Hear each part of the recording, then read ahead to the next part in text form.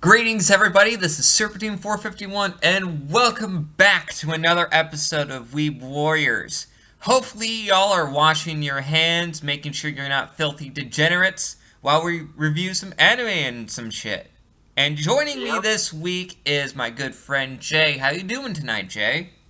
I'm good, y'all. I am actually back for the season because, COVID-19 has killed most of my regular American-ass TV. So now I got time to actually watch anime during the week instead of on the weekends. Yeah. So I'm going to be here talking to anime with y'all, and that's going to be a blast. Yeah. He'll be joining us like he used to on that Weeb shit. Yeah, but, I'm always down. I'm always down. And Jordan won't be joining us this week because, well, he didn't watch anything. Life got too real for him. Yep. But luckily, we watched a few things. I mean, granted, I guess we should start by saying that, COVID strikes again with schedule changes, so we don't have as much on our plate. But honestly, I'm not complaining because it makes it easier for us. Yeah, and usually we would review, 4 to 5 shows every season anyway, so it's not going to be that big of a deal. Yeah. But we know that some shows are still treading the courses, but No Guns Live Season 2 and another show that Jordan was just going to watch in his own time, that they've been delayed. And ReZero's been delayed until June, I believe. And also, one of the shows that I've been waiting for a couple of years now, Oregairu, or My Teen Romantic Comedy Snafu, has also been delayed. That was the show I was referring to. Yeah. I'm a little sad, but it's okay. And B&E is a Netflix show, and you don't know when that shit's going to be premiering. Especially in America, because Netflix jail. Yeah, well, it's getting a worldwide release sometime this year. So it's not going to be we're not going to be waiting, for fucking ever. It's releasing right now in Japan, and usually the cycle is, it's 4 or 5 months after the Japanese release is when America gets it, because that's what happened with Apocrypha, that's what happened with Extra, True. That's what happened with, B-Stars and Carol and Tuesday as well. Yeah. So, but with this pandemic going around, maybe a bit sooner, cutting that in half. Yeah, maybe they'll be nice to us. Maybe they'll be like, all right, y'all have suffered enough. You're inside. We'll give you your anime. Here you go. We will give you your anime and extend your bandwidth. Just make sure you take up all the space in the world. But those are the schedule changes. But luckily, we still got some shows on the docket, and it's gonna be a fun time. And these are we're only gonna be talking about 3 shows this week, which is the final episode of the 4th season of My Hero, and 2 new shows for this season: My Life as a Villainess, All Routes Lead to Doom, and Tower of God. And hopefully. Tower of God is one that is based off of a manhwa that Jordan and I have been reading for a couple years now. And yeah, I'm excited. Yeah, and it's very... Well, let's start with My Hero since it's going out the door. Yep. Okay. Wow. Holy crap. They ended with a bang. This was one of my favorite moments in the manga when it happened, and it lived up to the hype. Yeah, I definitely agree. The episode is My Start, and it's continuing on from what happened in the previous episode between Endeavor and the High-End Nomu. Yep. And that fight is amazing. They pulled out all the stops, especially with his big plus ultra moment. They handled all the cuts to the Todoroki family and the different reactions really well. Really enjoyed it. I think this was a really, really good adaptation. Great way to close the season. Yeah, and with what's going on in the world right now, we can't expect the typical quality that Bones usually dishes out. And I accepted that. Like, right from the beginning, you know? Because some stuff happens that are outside of our control, you know? And we can Yeah, talk no, more for real. about this in the soapbox discussion when it comes to, like, Oh yeah, because I definitely want to discuss the whole like the concept of Endeavor and his redemption arc because like that's a big thing and it's a very interesting topic and I know it's definitely been a thing in the My Hero community for a while now, no, especially and because of no, his no, arc. no. Here's the thing. What I was referring to is that people are just getting uppity and whiny about how most animation is not looking at their best and just complaining and shit. Yeah, that's unfair. That's completely unfair. Yeah. Oh, we can talk more about that later, but we can save that for the soapbox discussion. But back to My Hero specifically with Mhm. Endeavor, we really got to see in his mind about Yeah, the and whole situation here. I think that's interesting, and because like he is a really complicated character, and the fact that he is not necessarily, I would say, he's not a bad person, but he openly is aware that he is not a good person either, Yeah, because he is not a he's decent done human some being very by any deplorable means. things. He's not a Yeah, decent human being by any means. But he wants to do the right thing and be a hero in a way. yeah. In his own twisted way, but he wants to make sure that people are safe to live up to some expectations, you know? Yeah, and what I really enjoy about his arc, that's going to be in the beginning of next season that started here in this final episode, is that like his whole life has been centered around becoming number one, surpassing All Might, being better, and if he wasn't going to be better, one of his kids was going to be better.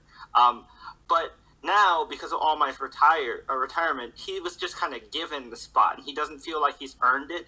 And then now he is really starting to understand the importance of what the number one hero is to the world, right?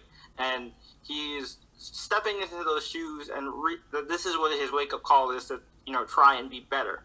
Now, I'm not saying to forgive Endeavor. I don't think he should be forgiven because these things will never go away. There are going to be big parts of his past and who he is, but he should be allowed the chance to change if he really does want to change, and he shows the capacity to be able to. I just feel like that's just kind of us as humans. Human beings aren't static creatures. We always change, evolve through experiences and just our lives in general. And I feel like NG should have his own opportunity to grow as a person, even if he is an adult. Like Right. you never stop growing. Mm-hmm.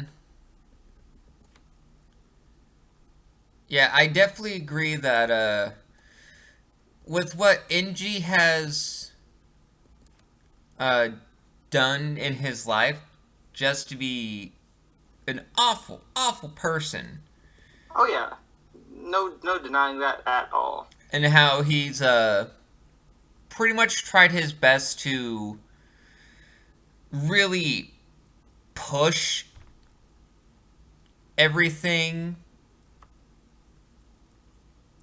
and I have no idea. Well, I can understand why a lot of people can view him as a horrible person, but with what he did against the High and Nomu, he really, really let loose and did his damnedest. Even saying the words that pissed him off. Yeah, he went plus ultra, and because he realized how much that means to the people, and he realized kind of what the importance of being a symbol is, and like that was such a huge moment. And I mean, you see, kind of the different spectrum of feelings about him within the Todoroki family. You got Fuyumi, who is nice to him, but like, obviously acknowledges he's a dick and is willing to accept his change, right? Mm-hmm. And then you got Natsuo, who's just like, no, fuck him. Yeah. He's done way too much. I'm That not ain't like shit. I can't forgive anything, especially we can't look at Shoto, look at me, you. We can't even mention what happened to Toya. And then you've got Shoto, who's undecided, really. Like, Hey guys, he sees that his dad is trying to be better. He knows the fucked up shit that his dad has done. He's a direct victim. Honestly, I would say more than his other two siblings, sans maybe Toya. Mm-hmm. But definitely, yeah. He he has that moment where he's like, "Come on, Endeavor, you can do this." Because the difference with Shoto is he hates Enji Todoroki, but he respects Endeavor and what Endeavor can do, and Endeavor as a hero. Mm-hmm. Definitely. Mm-hmm. His dad as a person may have been a horrible individual, but Endeavor, the hero, still has a lot more potential to actually do the right thing. Exactly, and you actually see a lot of that a little bit in Hawks, and just a little teaser for the anime only is like, you get to really kind of see. Hawks is kind of the only person who really believes in Endeavor because he was always an Endeavor fan, and I like that aspect to his character. Yeah, really cool dude. Keigo. Yeah, that's the one thing that I like about the guy. Mm-hmm. Hawks, even though he was a child raised by the Hero Society outright, he didn't have anything really to his name. Mm-hmm. To look up to a man who is trying his best to be the number one hero, and he sees that Endeavor was trying to bridge that gap between other heroes and All Might. Yeah, and see and I think I equate the relationship of Hawks and Endeavor to kind of what the introduction of Robin did for the character of Batman in like modern comics, right? Right. Batman used to be this loner, like edgy hero, but then you introduce Robin and you see kind of like a kinder side, like a more caring and thoughtful side to him. And I mean, if you look at like current depictions of Endeavor, whether it be the manga or even the recent movie, like he's showing a lot more care towards the people in his life, and like that's huge. Yeah, and in Heroes Rising, we got to see the look Endeavor gets after this event here. And Shoto gets the shit beat out of him, and he's crying, and poor Endeavor is crying his eyes out, like, "Oh my boy, why'd they do this to my boy?" Yeah, and that scar on Enji, that is a symbol of his not his redemption, but his change in perspective. Yeah, it also kind of symbolizes his first step to penance. Like he's never going to say that the things that he didn't happen. And honestly, even though he has some regrets to what he did, which he obviously should. Oh yeah, definitely. And at the end of the day, he's still the type of person who's like, you know what, what I did led me to the person I am today. So honestly, I don't regret them fully. And I genuinely respect that. And he lived up to the. If you're gonna go hard, you might as well embrace it. Yeah, and you know what this man said, especially during the previous episode when he said, "Just watch me." Mm-hmm. And he wanted to prove to everyone that he is the number one. Yeah, I really, really enjoyed that. And that's what stuck with me when it comes to Endeavor. He is a man that is so pushed and driven that he wants to prove to people that he is the best. And I think that a lot of people you take the firepower, and it's very basic. And I know there's a lot of symbolism that can be taken from fire, right? But I think with Endeavor, he really embodies that because he is just like so tenacious. He never lets that fire go out. He burns with prominence, hence his signature move. Prominence I burn. love that about him. Yeah, and then you also get his other super move, which is Hell Spider, which is hilarious to me. Yep, and it's fucking badass. Oh man. And hell, but yeah, even though there's gonna be some people that says, "Oh, it could have been a lot better," but fuck you. yeah, like come on, man. Yeah, y'all know. Have y'all not been looking out your windows? Have y'all not been paying attention to the world right now?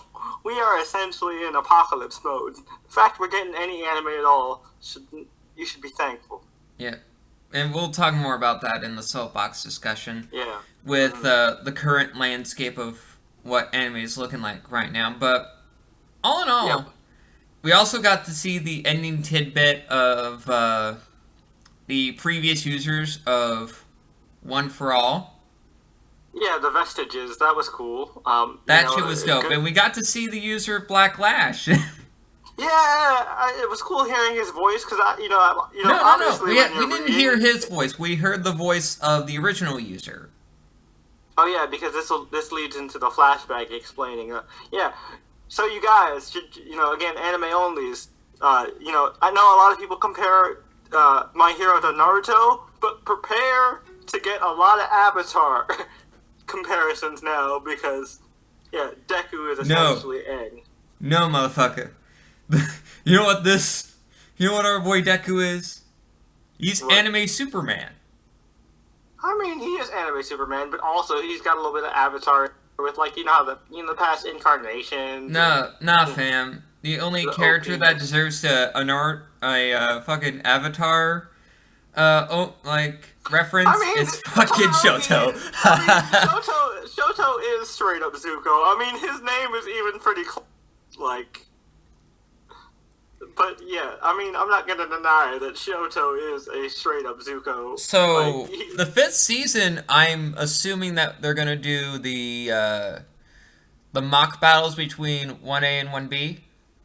Yeah, so I'm thinking it's gonna be half of the first core is gonna be the 1A 1B test trial, and then the second core is My Villain Academia. Oh God. Which I am super hyped because so far that is my favorite arc of the entire series. Although this war arc, we will definitely, if there is a moment in time we can talk about it, definitely the case, because shit's wild, homie. Seriously, y'all, just chef's kiss, like Horikoshi, well done, beautiful, true Chad, work. True legend. Oh my god. But let's actually get to the news shows. Yeah, okay. So what do you want to start with, Jay? Well, okay, so I want to start with Tower of God, because Tower of God is something I've been looking forward to for a while. Okay. Yeah, so Tower of God is based off of a manhwa that came out that started a few years ago. That actually, like I said, Jordan put me on it like when it first started, because Jordan a few years ago had started like looking into what fans like to dub now China-mei and like Korean stuff. And that's what he put me onto, like King's Avatar, Tower of God. I found God of High School and I read that one on my own. And of course he put both of us onto solo leveling. But yeah, Tower of God is this manhwa / webtoon, depending on what term you want to use. That is about this guy named Bam, who has this childhood best friend, I guess you would kind of qualify it, / love interest, named Rachel, who, without giving too much away, it's kind of like a Gurren Lagann kind of world, where like they've never seen like the sky or anything like that, and Rachel's dream is to see the stars. Now, there's this thing known as the Tower of God, which, to give you an anime frame of reference, it basically serves like the labyrinth in Don Machi meets the Holy Grail in Fate. So it's this large, unknown magical mechanism that is guarded over by this like weird cat demon god thingy head on, and if you Now, that motherfucker looks like a rabbit. I always thought he was like an Egyptian type of cat, you know, like the short hair. Bitch. But that thing looked like a rabbit. I thought it was like a reference to moon rabbits and shit. I mean, I could also see the rabbit. I was thinking it was more cat, but because of how assholey he was, like in terms of personality. And rabbits like, can't be assholes? I mean, they can be, but like when I think of like the snarky, sarcastic asshole animal, I definitely think cat first. Well, yeah, you're right. But yeah, so basically, so Rachel's dream is to see the stars, and so she escapes their world, and she finds the gate, and is like given the opportunity to climb the tower. So she's like, "All right, Bam, I'm gonna go now. I'm gonna climb the tower. Pray for me, and you know, if I don't make it, pray that I'm born again, and we can meet each other some other time." And Bam's like, "Nah, fam, you're the only friend I have. You're the only person I care about. I'm not letting you go. I'm gonna find a way to get to you." And so he, through sheer determination and dedication, finds a way to open the gate himself and gets to the testing ground. There, he is given the he takes this is where our first episode comes in, and he takes the qualifier, which is it's the preamble to the preamble, because technically the first test is this on the second floor. So like, you know, he does the opening test to see if he's worthy to climb the tower, and he gets approached by Princess Yuri and her navigator. And well, I love Princess Yuri. I can't go into much detail about her character further because spoilers. Yeah. But Princess Yuri's great.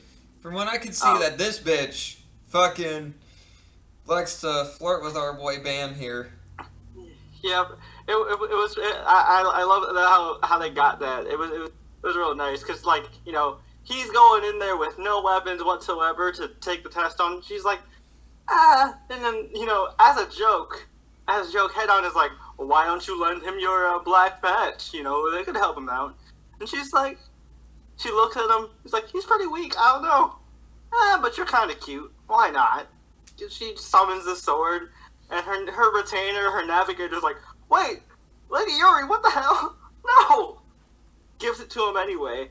And so he has to break this ball without being, you know, consumed and devoured by this giant monster koi fish thingy. Yeah. Didn't they call it the white steel eel? Yeah, the white steel eel. And so he does the smart thing, and because he knows he can't defeat it head on, so he lets the eel swallow him, and then stabs it from the inside, like Pinocchio / Jonah from the Bible style. Even though Jonah didn't stab the whale. Yeah, he just said, "Well, you may eat me. I'm gonna give you indigestion." So yeah, he you know, got out of the whale, and like they're all impressed, and he's just stabbing the ball over and over again. It's just like break, damn you! And you get visions of, like, you know, him first waking up and first meeting Rachel, and you know what Rachel means to him. And then Navigator Boy is like, yo, newbie, ask the sword to lend you its strength. And then Princess Yuri is like, that's not gonna work. I've asked it a bajillion times and it's never listened to me. And then so Bam is like, please lend me your strength. And then, you know, every weeb's fantasy happens, and the cool sword turns into a sexy anime waifu. And it's like, okay, you're pretty cute. I'll help you. Yuri's like, I love Yuri. Yuri's just like, wait a fucking minute. Hold on. I've been trying to use this sword my entire life, And you're it's telling me that it wouldn't work because she prefers men. And the sword's like, yeah, fam, fucking suck it. Essentially, Sword-chan, as I'm going to call her until her name is revealed, Sword-chan looks her right in the eye and says, "Yeah, be gone, thought." Oh and, my god. Yeah, she eviscerates the ball, and the floor is cleared. So before I get any further into the explanation, I just love the use of color and inks in this anime, and how vibrant it is, and how well it translates the look and the style of manhwa. Because that's the one thing I love that's very unique to manhwa, as compared to manga. Mm-hmm. Now, don't get me wrong. I love black and white line art, love of traditional manga, but there is something about like the colored inks in manhwa that just make manhwa have kind of this extra level of dynamism to their art, and I think this anime captured it pretty well. If I do say so. What do you think about that, Tony? Like, what do you think about the art style? I think it's pretty dope, honestly. Yeah, no, I really like it. And also, real quick, the opening is a straight banger. Like, holy shit, that was fire. I did not listen to the ED because I was in a rush and I needed to watch the next episode for the podcast. But the opening, at least, is a banger. Really enjoyed that. So yeah, basically the latter part of the episode is the second floor, and it's like a battle royale style. Like, there are 400 contestants on this floor. Reduce the number to 200 by any means necessary, and the remaining 200 will move on to floor 3. And you just see this cycle of people just getting dusted left and right, and then poor Bam is caught in the middle of like a Mexican standoff. And look out for homeboy with the satchel. He is a problem. Shit. God damn it. Yeah. You good? Yeah, I'm good. Yeah, I was just saying. So the episode, the cliffhanger is Bam is caught in the middle of a Mexican standoff, and watch out for homeboy with the satchel. He is a problem. He is a problem. It's going to be pretty crazy. But Tony, since you went in blind, what did you think of Tower of God? I think it's cool, honestly. And I like the concepts behind it. The concepts. Yeah, like I find everything very interesting about it, honestly. And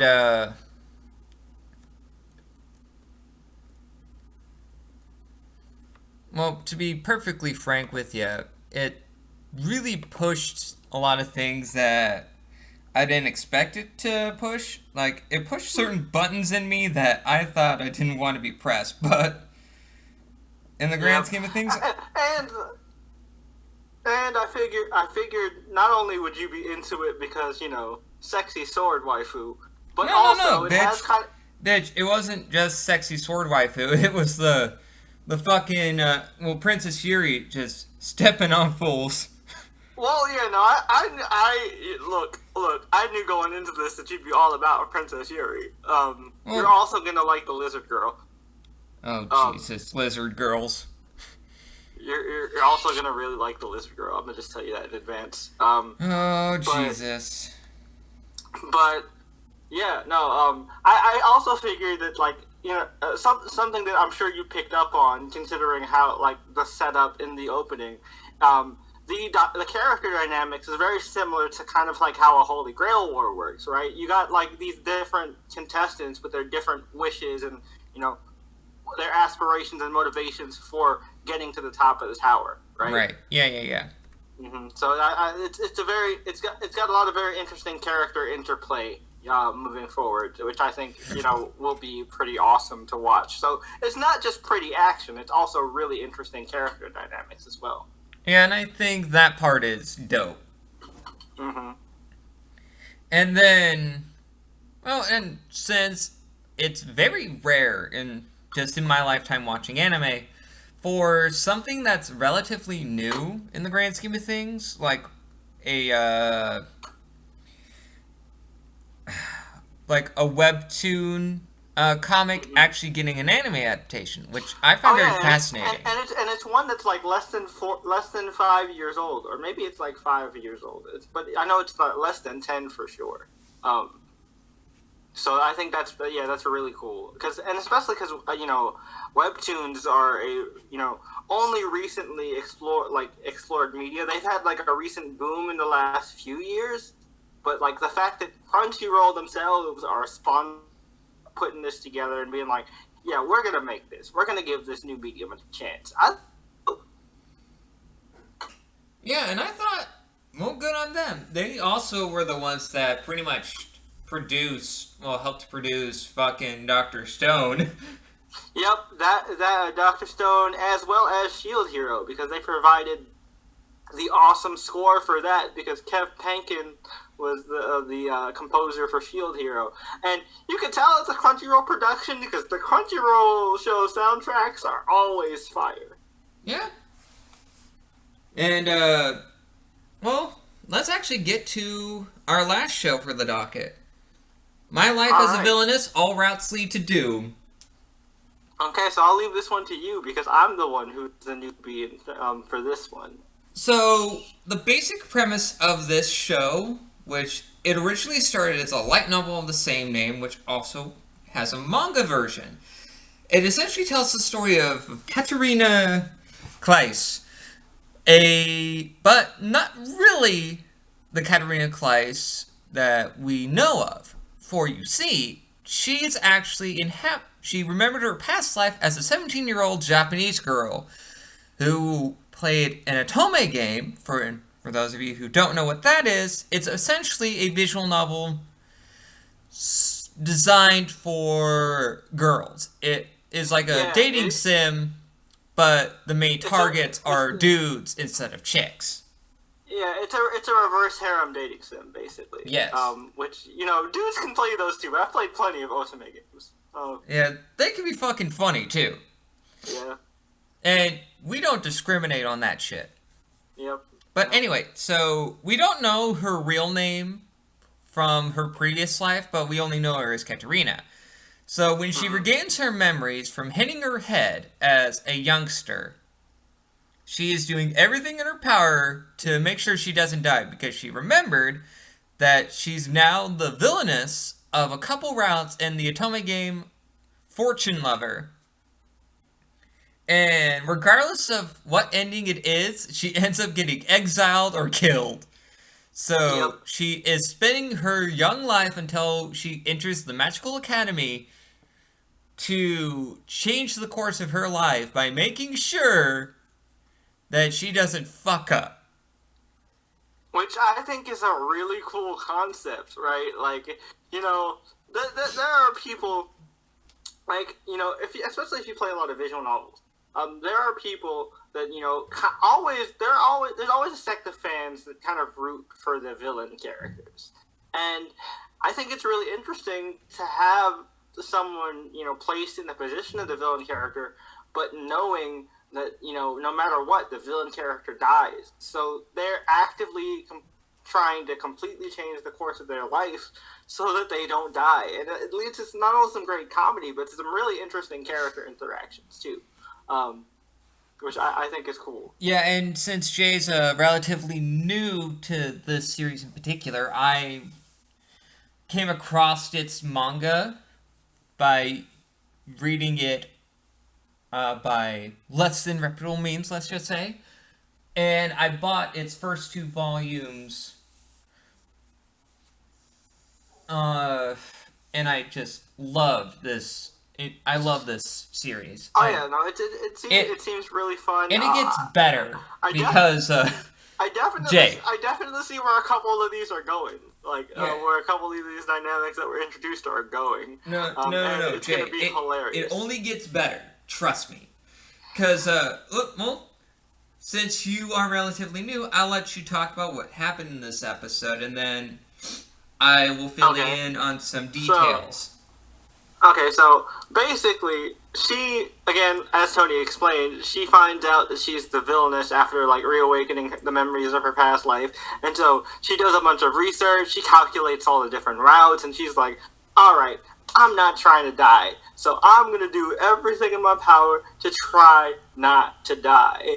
And she has all these different, like, cutaways to her inner council of Katarina's, where they're like, okay, what do we do to avoid this outcome? Because we find out that her fiance is this sadistic asshole who eventually falls in love with the main heroine and either kills Katarina or has her exiled. And so she kind of has to constantly dance around him and be like, okay, please don't make him mad. Please don't make him mad. Oh, thank God he's not mad. Here's how her relationship with Gerard works. Due to the story of the game Katarina, that accident with her head, she uses it as a... That happens because he's obligated to marry her. That's why the... he's obligated to marry her because he injured her. Got you. No, it wasn't... So, the way this world works, and Gerard explains it, since you have that scar on your head, you can be viewed as damaged goods, essentially.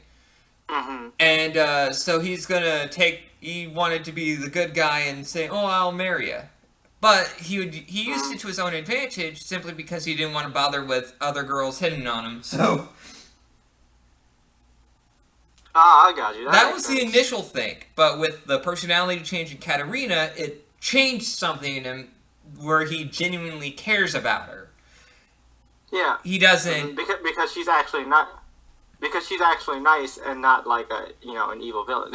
Yes, and she's not the typical Ojo-sama, because, well, the anime doesn't show it a whole lot, because it's usually a 30-minute run window for episodes like that.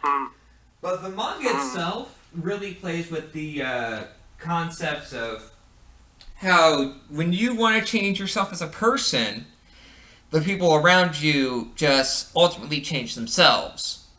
Yeah, which, I think it's definitely an interesting concept because from what I understand, at least like from what she remembered in the episode, she was like the reason he was like this is because Katarina held resentment towards him for causing the scar, and so they kind of developed a mutual hatred of each other, which is why he, treated her the way she did. With Gerard, it's essentially he has his more sadistic personality where he's perfect at everything that he does. He's the typical princely character in most otome games where he never fails at anything. He's like he straight up looks like Proto Arthur. Yeah, he's the epitome of fucking everything. And he's the third prince, and his twin brother is just sort of a renegade, which we'll meet him in the next episode. He's the bad boy tsundere. I like that they showed the selection screen of the game. I thought that was a nice touch, and the little blurb that you usually get with these type of games. This is the bad boy tsundere. It's not like I was looking for you or anything. I was just passing through. Yeah. Alan, that man, it's fucking great. Yep. But I thought that was pretty cool. And her cancel of Katarina's with the whole situation with Gerard is just perfect. It's great. Yeah, I thought that was pretty hilarious. But probably the funniest part, because I know exactly where this is going. I mean, I haven't read it, but I've played this type of shit enough, and I know anime tropes enough to know where this is going, is her new adopted brother, Keith. This shit is hilarious. So, like, according to the game, Katarina's like, okay, so Keith, he is bullied by game Katarina and is kind of like lonely and locks himself in his room. And later in life, to compensate for that, he becomes this like playboy who just kind of, toys with girls because he's starving for attention. And then he eventually falls for the main heroine and then, either kills Katarina or exiles her, as you do. So her plan is like, all right, well, maybe I just need to give him attention, make sure he's not, and I'm pretty sure this is going to lead to him developing a big sister complex. Oh, it does. It most certainly does. I figured as much because, there's no way it doesn't, because, like, the way I see his reactions to stuff, and I'm just like, oh, yeah, this is definitely going to give him a big sister complex. Yeah, because here's how it happens. You were right about the canceled Katarina's essentially, like, just with her just figuring out, oh, Keith is a playboy, but it was essentially he never got affection from Katarina and his new mother. Or their parents, because they thought he was a bastard, No. That's not exactly how it is. It's just, since he has magical potential, and since Katarina is engaged to Prince Gerard, the patriarch of the family wanted to pass on the name in some way. Keith was he was a distant member of the family, that's why he was adopted right then and there. Yeah, so he could still pass the name on. Gotcha, that makes sense. But the gag between Katarina and Gerard, when they were talking about Keith, with Katarina saying, oh yeah, Mama found, when Keith first came here, Mama was like, I'm taking Katarina, we're getting a divorce, we're going away. Yeah, I thought that was pretty funny. And Katarina's father's like, nah, this isn't a bastard of mine. Please listen to me. And their relationship is repaired and whatnot. Shit's hilarious. Yep. It's great. Yeah, they're back to being all lovey-dovey. I thought that was hilarious. And I liked the whole...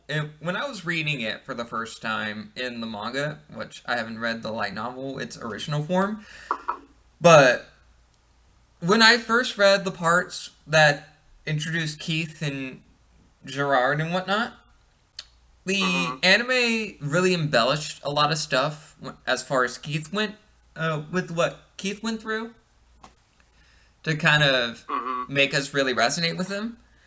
Yeah, honestly, like, Keith's whole story, Keith is essentially the Earth equivalent of Elsa. Like, straight up, I was like, wait, this is just Frozen, but with Earth magic.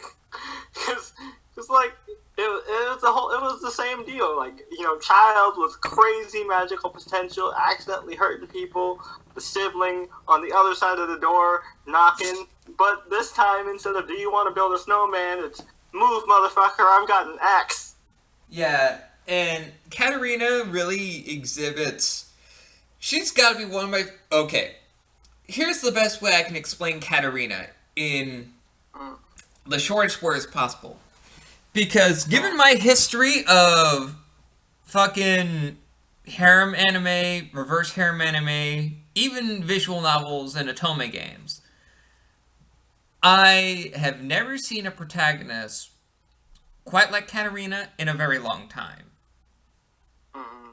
She doesn't exhibit the qualities of a typical self-insert character, like most visual novels and most harem and reverse harem anime. That's what I like, because in most, even just visual novels and romance anime and harem anime, like, most protagonists in this genre are reactionary and passive characters. Katarina is extremely active, and I really appreciate that. It gives her character a lot more weight, makes her more dynamic, and more relatable, honestly. I really dig that. Yeah, and it also doesn't hurt that she as a character is so fucking adorable.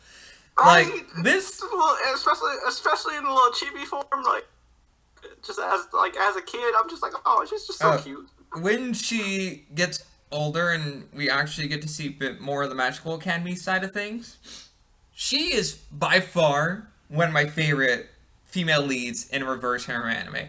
She may not be one of the greatest, like, in the higher echelons, like, what's that bitch from Fruits Basket? That's not, her name isn't fucking Hana. Oh, what the fuck is her name? I Toru, I think. Toru, yeah, Toru. Yeah, Toru or Haruhi from Ouran High School Host Club. Excuse me. Yep, Haruhi from Ouran High School Host Club. She isn't, like, in the higher echelon as those two leads, but fuck me sideways if she isn't up there. She's definitely great. She's better than a lot of the self-insert female leads of most reverse harem anime. She's better than most. Honestly, she's better than most male harem leads. Like, thank you, baby Jesus. Because, like, honestly, I'm tired of male harem leads because male harem leads are just wet blankets and just so bland and boring. Just so you can do the whole projection thing. Nah, like, yeah. I'm pretty sure if I projected myself onto this, I'd be doing things a lot differently. Oh, hell yeah. I mean, motherfucker. I'm gonna be doing this shit on the daily, you know? Yeah, like... harem anime is pretty much like a bread and butter thing for me. I definitely feel that. And in this particular series... I mean, the overall first episode is a great introduction to the premise of the series. And I highly suggest that people read the source material, because shit just gets better. It has a really good hook. It has a really good hook to it. I think it has some great laughs. I like the art style a lot. I love the choice of music, because it definitely gives you that Ojo type of, like, vibe with Katarina's theme and all the different character themes. Definitely feels very high society, almost like fantasy Victorian. I dig it a lot. Oh, and Katarina is very much looking forward to checking it out. And Katarina's not going to be the only female character in this series too. Oh yeah, I figured we were going to see, like, the other, like, female students, and of course the common or female heroine character who... Yeah, Maria Campbell. She's probably going to end up also being somebody who's reincarnated hero. Oh, like, no. Knowing the material... That's usually how they go with these. No. Okay, interesting.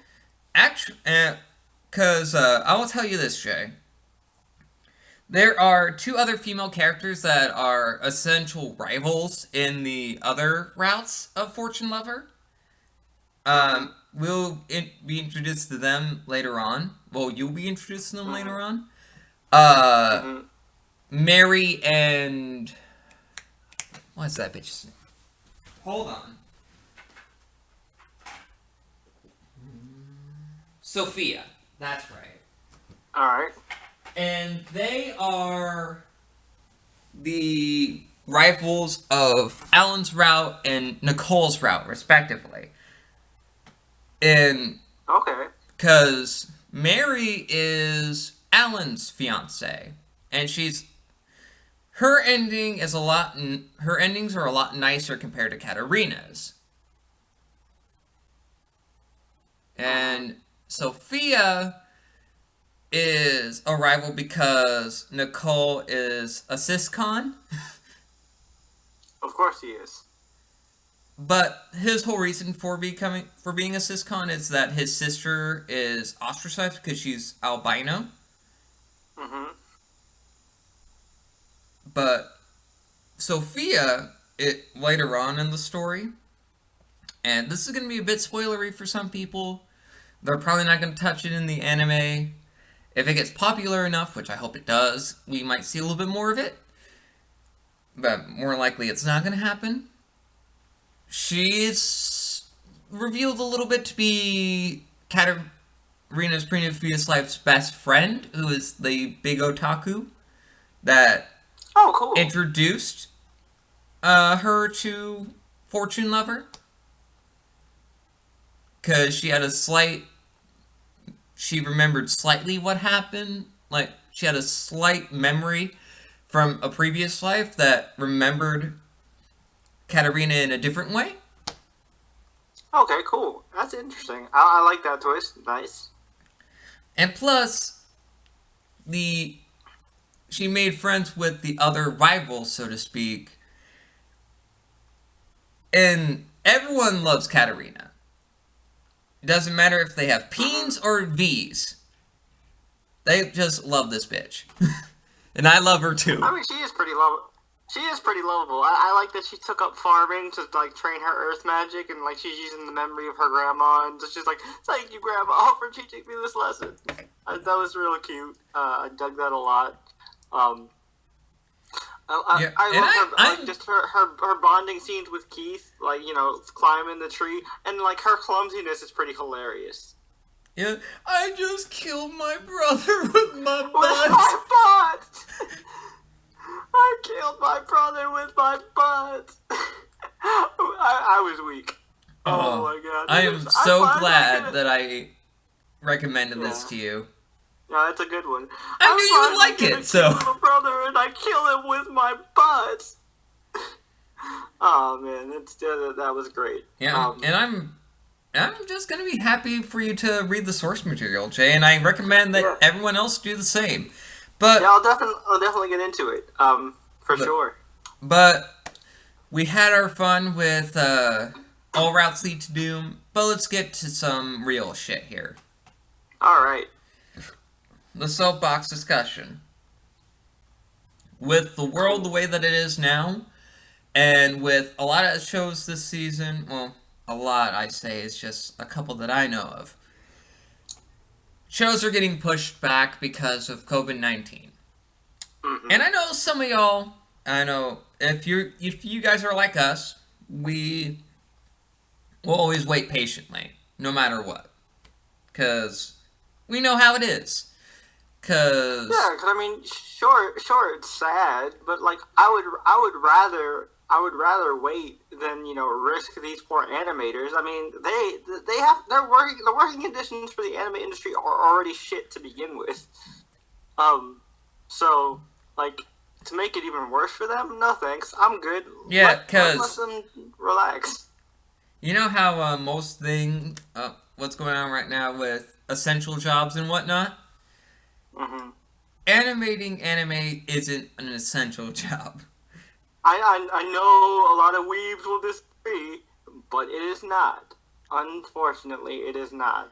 We just have to think practically, my brothers and sisters. I mean, if you want to be those types of assholes that saying, oh, Studio Bones isn't, like, high quality when it comes to animating my hero. And I'm like, motherfucker! They half-assed this important moment. Like, dude, do you not realize what's going on right now? Relax. Or the Pussycats weren't, didn't have the same look like they were in the manga. Like, bitch, go outside. I mean, you would die, but go outside. Nejire's titties are too big. You're sexualizing a teenager. Bro, why are you paying that close attention, first of all? And two, if they want to do it, they let them do it. Like, I mean, if you relax. I mean, there are chicks out there in the world with big breasts. There are some chicks that have almost no breasts, but we will love them anyway. Exactly. Like, why y'all hating on the anime titties? Anime titties are supposed to bring us together. Why are you trying to make them force us apart? And then you be the same motherfuckers that want to, like, just do ships of minors. Alright, fam. Also, minor man, and I'm not trying to, like, hate on the LGBT community. Nah, fam. But why is it with shonen anime just in general? It's just a side tangent. Why is it with shonen anime in general? There are so many, like, Fujoshi, like, ships. Like, why is the Fujoshi community so strong with shonen anime in particular? Like, No. Let me tell you something about that. It's just a theory of mine. It's because, you get these types of people, and I'm not saying that everyone in the LGBT community is like this. There's just some outliers in some groups. I've known a lot of gay and lesbian people in my lifetime that I shared similar interests with, and I love them. I love them dearly. But some of y'all are on some, like, fuck shit. No, I mean, I can agree, but seriously, but my theory is that okay.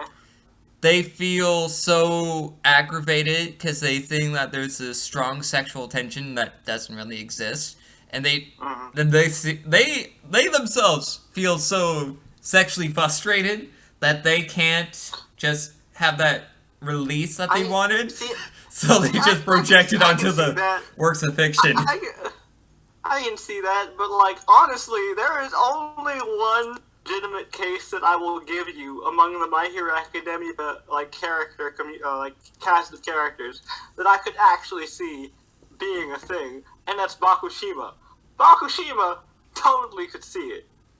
But, like, everything else, your Tododekus, your Tododeku, your Baku Tododekus, because for some reason they ship Bakugo, Todoroki, and Deku in a thruple. That's a very common that I did not know was a thing. The fuck kind of crap are you on, homies? There are a lot of them. It's just particular with the My Hero fandom. I don't know what's up with them. And plus, some shit, man. And plus, Nejire, even though it's not explicitly pointed out, it's subtle, and I like that. Nejire's a lesbian anyway, and I love that. I was gonna say Yep. I like Nejire for her characterization and her abilities. She's not like one of those insta thoughts out there.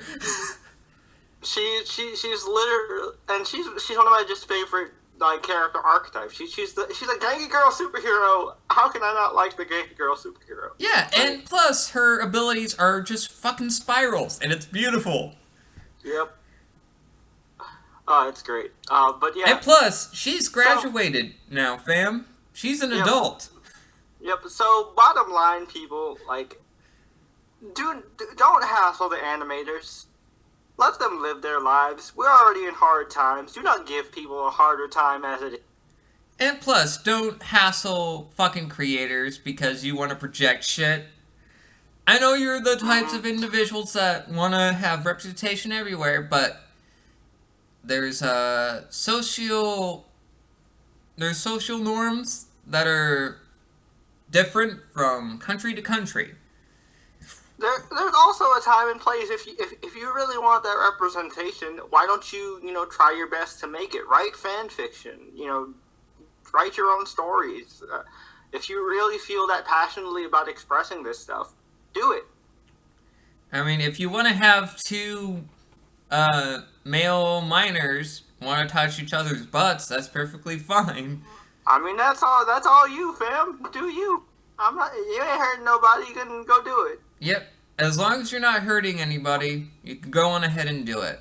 As for us, we will enjoy our anime titties the way we like them. We like to observe them, but because we can't touch them, of course, because they're 2D. They're not real.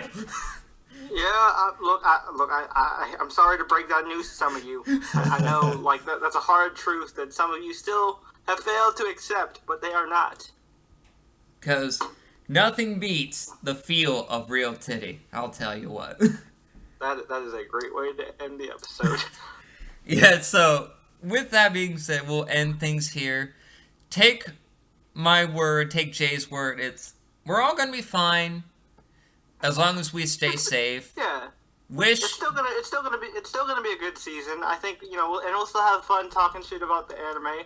And we'll have Jordan back, and we'll get to have Jordan's colorful commentary, which is always fun. Yeah, and his usual go-to get the fuck out sort of situations.